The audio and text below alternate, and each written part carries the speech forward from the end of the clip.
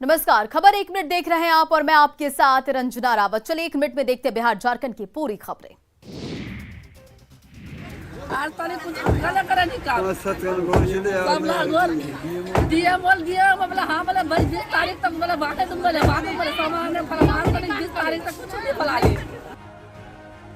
तबाही की ये बाढ़, नदी की गोद में समाते बड़े बड़े पेड़, खेत खलिहान सब बन रहे नदी का शिकार। तबाही का ये मंजर देखकर आपकी आंखें भी नम हो जाएंगी। एक तरफ कनकही और रतुआ नदी है जो सब कुछ लीलने को आतुर है, वहीं नदी के प्रकोप के शिकार लोग रोते बिलखते हुए अपने सपनों के घरों को तोड़ रहे हैं। दरअसल किशनगंज जिले के ठाकुरगंज और बहादुरगंज प्रखंड में भीषण कटाव जारी है।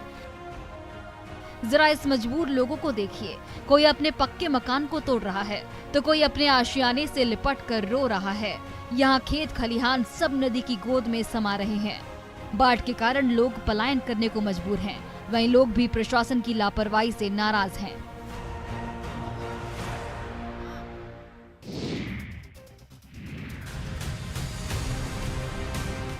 बिहार में जून के आखिरी सप्ताह में बाढ़ के हालात ऐसे हो गए हैं जैसे सावन का महीना चल रहा हो। झमाझम बारिश से हर नदियां नाले उफान पर हैं। वहीं बगहा में गंडक नदी के साथ ही मसान नदी के जलस्तर में भी भारी वृद्धि हुई है। मसान नदी के जलस्तर में हुई वृद्धि के बाद नदी के किनारे बसे कई गांवों में पानी घुसने लगा है। वहीं जल संसाधन विभाग की ओर से कराए गए फ्लड फाइटिंग कार्य भी क्षतिग्रस्त हो गया है। मसान नदी तेजी से कटाव कर रहा है, जिससे स्थानीय लोगों में दहशत का माहौल है। बगहा के झार महुई गांव में बाढ़ के पानी घुस चुके हैं और ग्रामीणों ने जो बालू का बांध बनाया था वो भी मसान नदी में समा गया है। मसान नदी के किनारे बसे झार महुई जैसे कई गांव के लोगों ने प्रशासन से पहल करने की अपील की है। उनका मानना है कि अगर जल्द ही कुछ नहीं किया गया तो उनका गांव भी मसान नदी में विलीन हो जाएगा।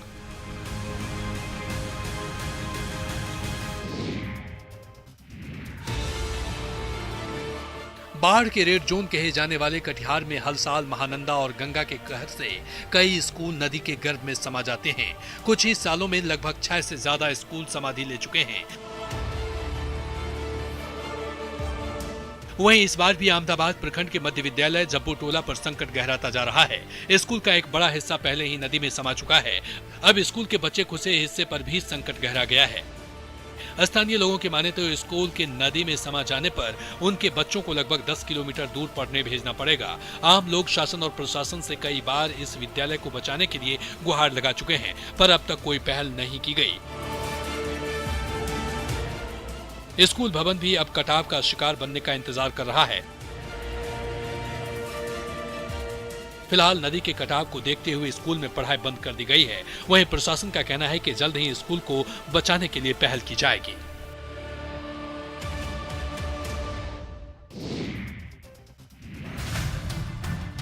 जहाँ तक नजर जा रही है वहाँ तक सिर्फ और सिर्फ पानी ही पानी नजर आ रहा है। ये नजारा है बगहा में गंडक नदी का। ये नदी अब अपने सबसे खतरनाक रूप में आ चुकी है। नेपाल के तराई क्षेत्रों में हो रही बारिश से इस साल भी गंडक नदी ने विकराल रूप धारण कर लिया है। गंडक नदी के जलस्तर में हुई वृद्धि के बाद नदी के निचले इलाकों में स्थित गांवों में पानी घुसने लगा है। लोगों की परेशानियां बढ़ने लगी है। दियारा क्षेत्र के दर्जन भर गांव पूरी तरह से प्रभावित हो गए हैं। हालांकि जिला प्रशासन ने लोगों से निचले इलाकों से निकलकर सुरक्षित स्थानों पर जाने की अपील की है। बीते 24 घंटों से लगातार नदी के जलस्तर में वृद्धि हो रही है। जिला प्रशासन ने बांध और तटबंधों की सुरक्षा बढ़ा दी है। विभाग लगातार नदी के जलस्तर पर नजर बनाए हुए है। वाल्मीकि नगर गंडक बराज पर लगातार निगरानी रखी जा रही है ताकि किसी भी स्थिति में अप्रिय घटना से बचा जा सके।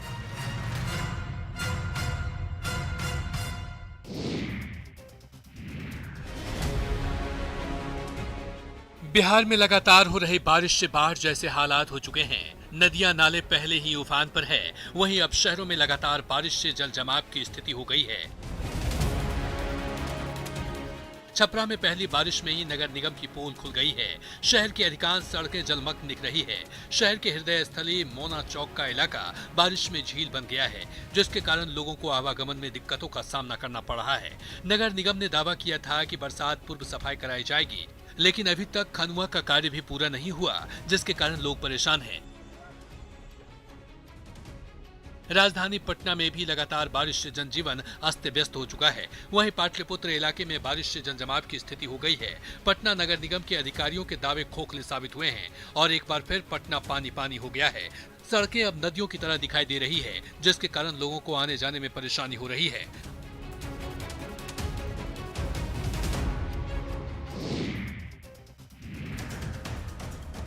मधुबनी के झंझारपुर में 2 दिनों से रुक रुक कर लगातार बारिश हो रही है, जिससे आम जनजीवन प्रभावित हो गया है।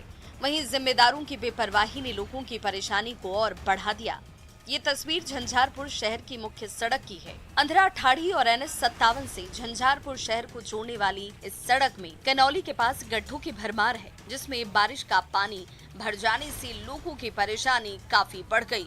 ग्रामीण कार्य विभाग की 16 किलोमीटर लंबी सड़क की मरम्मतीकरण का काम सालों से नहीं होने की वजह से थोड़ी सी बारिश में ही ये सड़क तालाब में तब्दील हो जाती है। हैरानी की बात ये है कि झंझारपुर अनुमंडल की मुख्य सड़क होने के चलते यहाँ से तमाम आला अधिकारी और जनप्रतिनिधियों की गाड़ियाँ भी हिचकोले खाते हुए ही गुजरती हैं। स्थानीय लोगों की माने तो कई बार शिकायत की गई, धरना प्रदर्शन किया गया, लेकिन उसके बाद भी जिम्मेदार हैं जो जागने को तैयार ही नहीं है।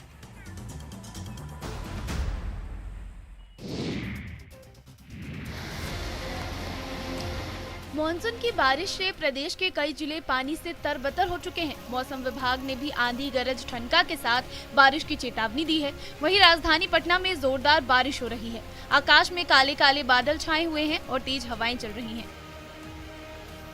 रिमझिम बारिश की फुहार से मौसम सुहाना हो गया है। वैशाली में जोरदार बारिश की वजह से लोगों को गर्मी से राहत मिली है। हालांकि बारिश की वजह से शहर में कई जगहों पर जल जमाव की स्थिति बन गई है। कई जगहों पर पेड़ गिर गए हैं। लोगों को आने जाने में परेशानी भी हो रही है। पेड़ गिरने से यातायात भी बाधित हो गया है। वहीं अररिया में पिछले 24 घंटे से लगातार हुई बारिश से सड़कों पर पानी भर गया है। कई जगहों पर जल जमाव की स्थिति हो गई है।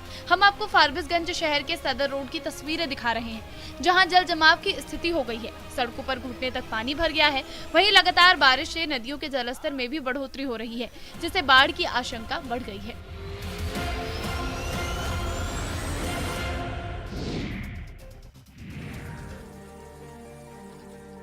बेहिसाब बारिश में जहां एक तरफ नदियां उफान पर है, कई जगह बाढ़ के हालात हैं, शहरों में जल जमाव की स्थिति है, पर अच्छी बारिश से किसानों के चेहरे खिल उठे हैं। धान के किसान जोरदार बारिश को देखकर काफी खुश हैं। किसान अब अपनी खेती बाड़ी में लग गए हैं। वहीं राजधानी पटना के मसौड़ी में बड़े पैमाने पर रोपनी का काम शुरू हो गया। बारिश के पानी से खेत भर गया है, जिससे रोपनी के काम में बहुत आसानी हो रही है। वहीं खेतों में काम करती महिलाएं रोपनी का काम करते हुए बड़ी खुश दिखाई दी। इस दौरान वे मधुर गाना गा रही और अपने काम को एंजॉय कर रही।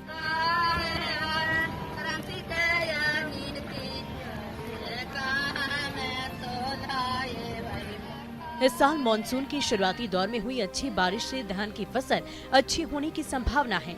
इसलिए ही बारिश की वजह से किसानों के चेहरे खिल गए और किसान अब रोपनी करने में लगे हुए हैं।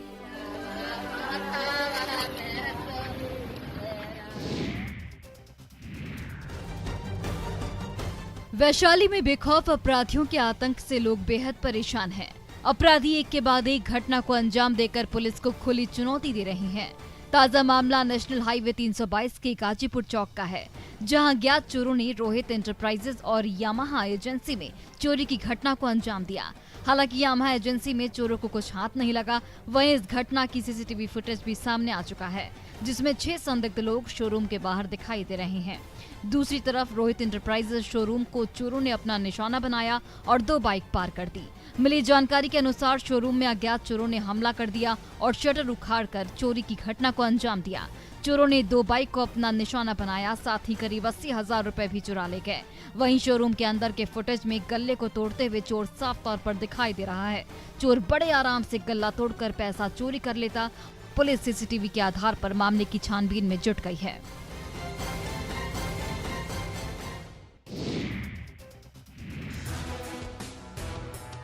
पेड़े का नाम सुनकर ही मुंह में पानी आ जाता है, और जब पेड़े देवघर के महाप्रसाद के हों तो उसमें स्वाद के साथ श्रद्धा भी घुल जाती है। पर इन पेड़ों की क्वालिटी पर सवाल उठने लगा है। 2 साल के बाद श्रावणी मेले का आयोजन इस बार होने जा रहा है। ऐसे में देवघर का महाप्रसाद कहा जाने वाला पेड़ा भी अब जांच के घेरे में है। श्रावणी मेले के दौरान मिलावटी खोआ भी खपाने की तैयारी है, जिसे लेकर प्रशासन सतर्क दिख रहा है। देवघर में प्रशासन की ओर से 110 पैकेट मिलावटी खोआ जब्त किया गया। एक पैकेट में 60 किलो खोआ है। इस सैंपल को लैब में जांच के लिए भेजा गया। प्राइवेट बस स्टैंड के पास से जब्त खोआ की क्वालिटी काफी निम्न स्तर की पाई गई है और इसके सेवन से तबीयत खराब होने की आशंका है। आपको बता दें कि सावन के महीने में पेड़े की डिमांड काफी बढ़ जाती है, जिसे देखते हुए कारोबारी पहले से ही खोआ मंगवा कर रख लेते हैं और इसी मिलावटी खोए का इस्तेमाल अधिक डिमांड होने पर किया जा सकता है।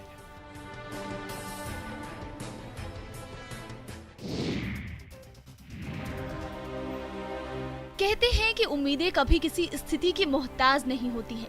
अब प्रियांशु को ही देख लीजिए। प्रियांशु एक पैर से चलकर अपने सपनों को पूरा करना चाहती है। उसे सरकार से मदद की आस है। दरअसल सिवान के बंथु श्रीराम गांव की छात्रा प्रियांशु एक ही पैर से चल पाती है। बचपन से ही वो एक पैर पर चलती है। प्रियांशु 5वीं कक्षा की छात्रा है और रोज 1 किलोमीटर पैदल चलकर स्कूल जाती है।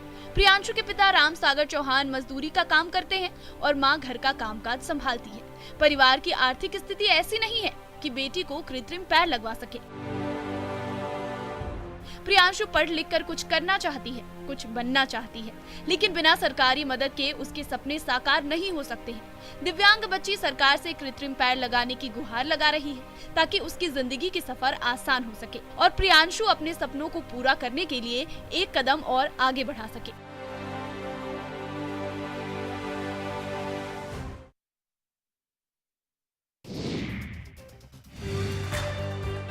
विवाह की वेदी, लाल जोड़े में सजी दुल्हन, दूल्हा और दुल्हन का गठबंधन करते परिजन। ये नजारा एक बहू की शादी का है। जी हाँ, आज के समय में भी कुछ जगहों पर विधवा बहू को बोझ नहीं समझा जाता।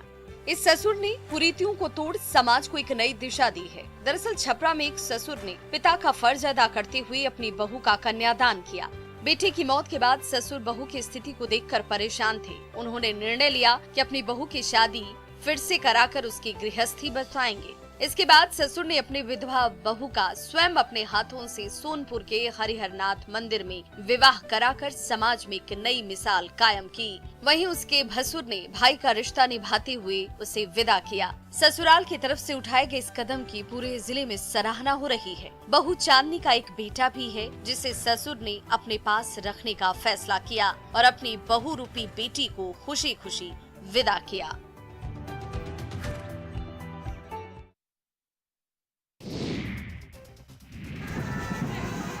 गोपालगंज में बैंड बाजी की धुन और आकर्षक परिधान में सड़कों पर निकली युवाओं की ये टोली शादी विवाह या फिर राष्ट्रीय त्योहार की तस्वीर नहीं है। ये लोग रक्तदान महादान के बारे में संदेश देने के लिए सड़कों पर उतरे हैं। हाथों में रक्तदान के स्लोगन का तख्ती लिए बैंड और धुन बजाते हुए लोगों को रक्तदान की अहमियत बता रहे हैं। जागरूकता रैली में एक झांकी भी बनाई गई है, जिस पर सड़क हादसे के बाद घायल व्यक्ति को ब्लड देकर उसकी जान कैसे बचाया जा रहा है, इसके बारे में जानकारी दी जा रही है। दरअसल संत निरंकारी संस्थान की ओर से आज जिला मुख्यालय के कोनहवा स्थित कार्यालय पर रक्तदान शिविर लगाया गया है। शिविर में 500 से ज्यादा लोगों के रक्तदान करने का लक्ष्य रखा गया है, जिसको लेकर पूरे शहर में आज जागरूकता रैली निकाली गई है। संत निरंकारी संस्थान की ओर से रक्तदान के बाद सभी ब्लड को रेड क्रॉस सोसाइटी को सौंपा जाएगा, ताकि सड़क हादसा या फिर जरूरतमंद लोगों की जान बचाई जा सके।